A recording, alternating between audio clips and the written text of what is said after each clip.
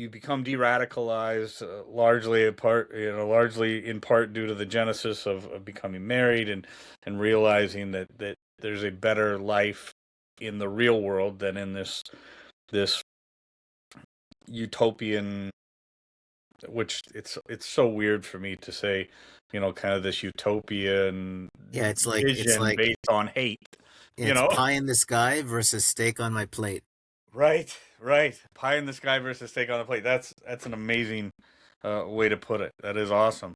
So so now you become this almost spy guy, right? Probably not almost spy guy. You were a spy guy, um, who is now actually continuing to interact with people that I mean, by rights, we're mentors, allies in this life that you used to live in, but now you're actually taking that information and developing cases against these people. Did that present some kind? I mean, it's a weird paradox that I don't know that Moral most people. dilemma?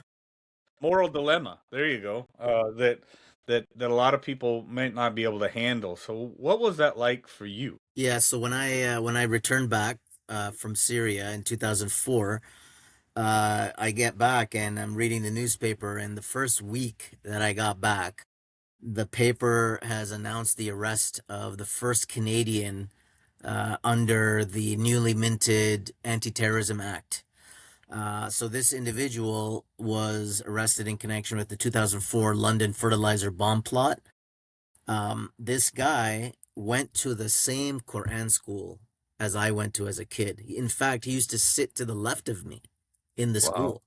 Okay. So I saw a reference to the Canadian Security Intelligence Service in that news article. And if you can imagine, kids, once upon a time, we had these things called phone books where everybody's Right. names, addresses, phone numbers were publicly available.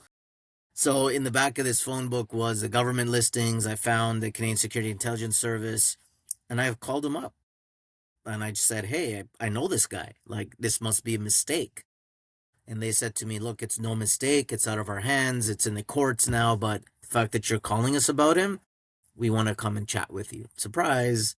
So they came and talked to me. I told them my life story, and they basically put to me the prospect of working with them as an undercover and basically tell us who are the good guys and the bad guys, right? It's simple as that. And so with this newfound appreciation for the rights that we have in the West, I was like, yeah, absolutely. Like, where do I sign up? And so I began undercover operations, infiltration operations.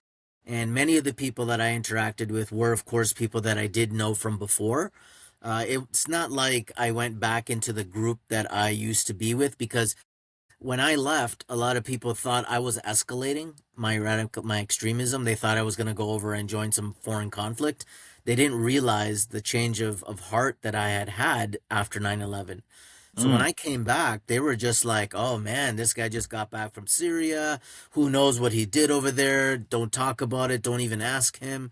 And so I just played on that, right? They assumed that I had been doing all this stuff, so I let them assume that.